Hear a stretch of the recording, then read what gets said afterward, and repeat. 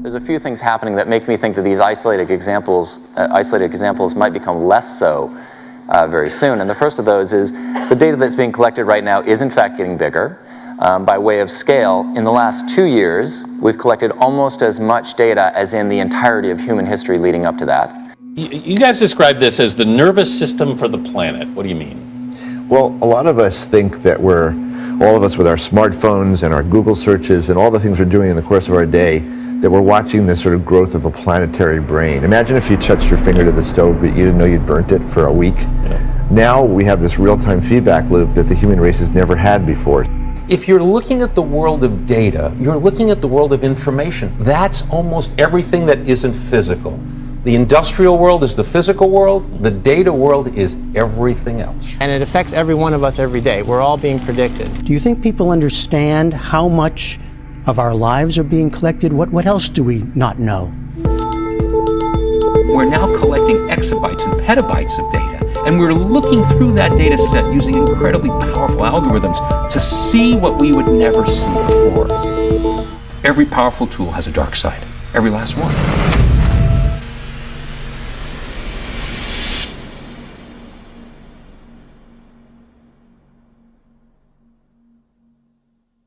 I think that McKinsey report also said that the Internet of Things will be a market that was bigger than the entire economy of the world.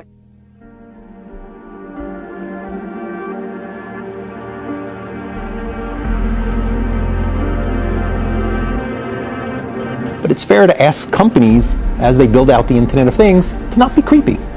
The Internet of Things is referring to this, all these gadgets. Everything being connected. Yeah.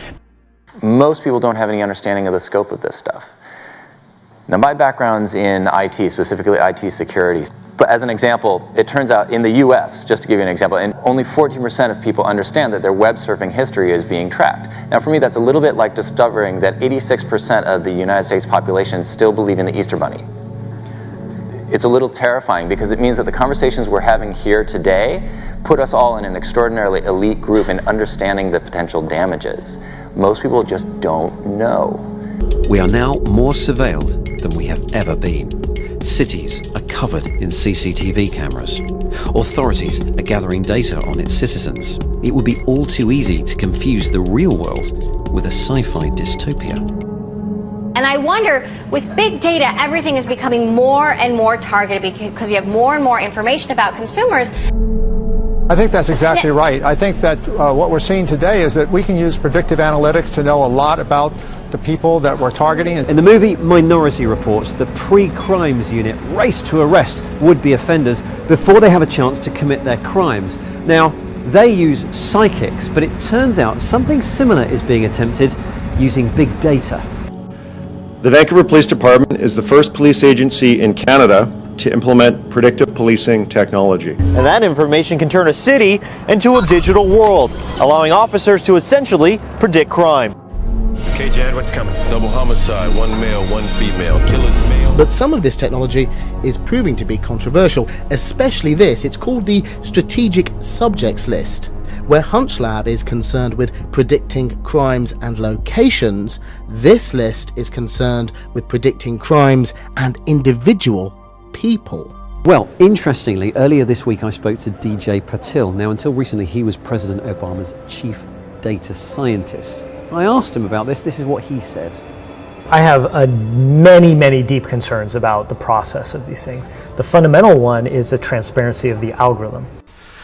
And so what was interesting is that, of course, when we are looking more specifically at automation and algorithms and the questions around it, of course there are many difficulties in identifying how, in many different cases, where automation and algorithms are actually used and take place. And one of the most frustrating things I found during the course of preparing this study that will hopefully come out sometime this year and for which I'm the rapporteur, the fact of automation is very frequently, in my experience, lied about or is not acknowledged, the amount of automation and the amount of automated decision making that takes place within society.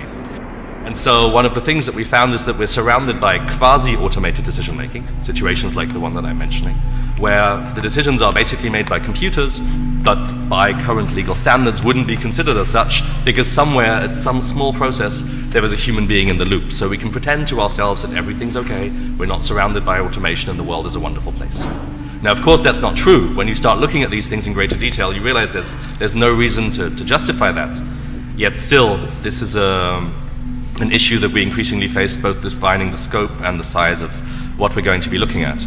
Because I think you need to start acknowledging that automation and automated decision-making procedures are far more prevalent in society than we previously, as scholars, as policymakers, as people within society, been willing to acknowledge.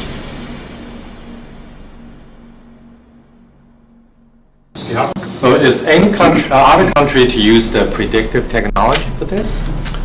We're the first in Canada. There is some predictive technology down in the United States. It's a different system. We've developed our own here in Vancouver that works for our city. Korean police officers will soon implement AI technology to prevent crimes from happening and automatically track down criminals. I don't know, they might be approached if they seem suspicious without any kind of good reason. So that would be my concern, is just like creating a culture of surveillance. Violent crime in Chicago has seen a dramatic increase. 15-year-old male shot in the neck.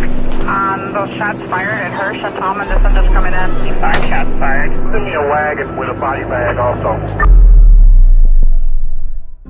The response from Chicago's police department is a new initiative driven by technology, which aims to predict where crimes are likely to occur.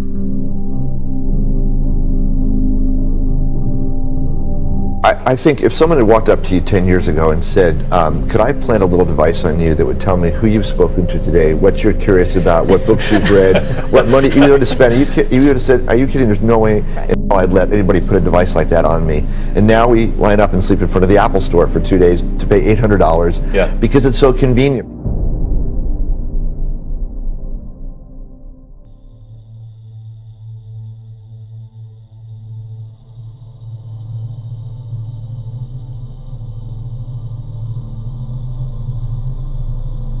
What is your take on the Chinese government publicly ramping up its efforts in AI? This is a clear directive coming from the top ranks of the Chinese government saying we want to be the global leader in this area.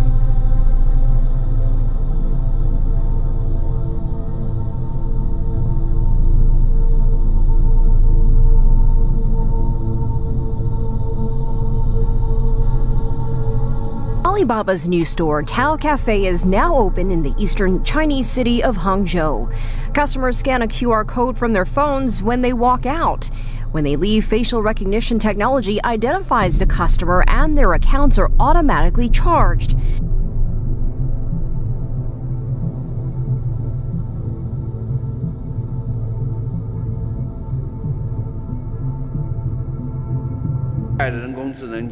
The new generation of artificial intelligence technology is rapidly penetrating into all walks of society and transforming every part of the economy.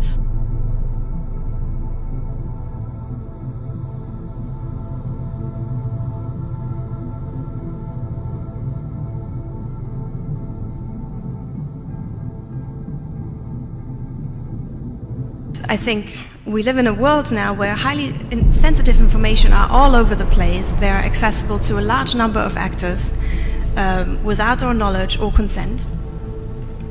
We are surrounded by vulnerable connected devices and networks. And the last point is our interaction, our very intimate lives are increasingly shaped by decisions that are made by inherently opaque artificial intelligence. The store is part of a new artificial intelligence town in Hangzhou. We are not going to make a store that everyone is already familiar with. The truth is, the cafe needs to be redefined. Supermarkets need to be redefined. The next thing is that big data can personalize everything. This I talked a little bit in my last book, but it turns out that it's coming true in lots of ways that I hadn't necessarily expected. So, my son Jesse is 10 years old, and I've been working on this project for the last year and a half, and he often wanders in the kitchen late at night after the kids are gone to bed and I'm sitting there working, and he came in a few months ago and he said, Dad, every time you're on the phone, you're always saying this thing, big data. What is big data?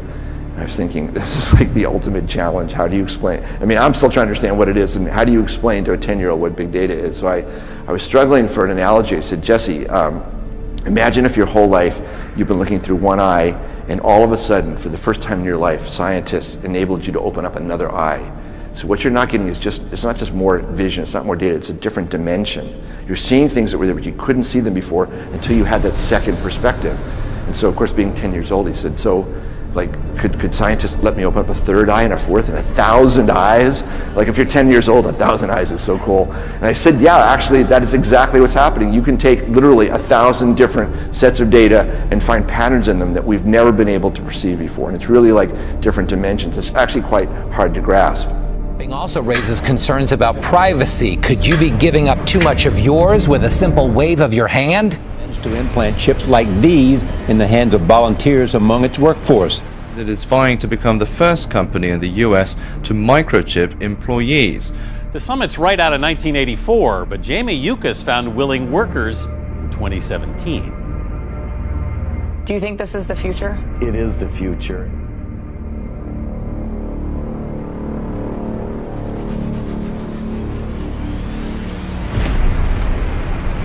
You don't get one side without the other. When there's a new tool, it can be used for good or evil.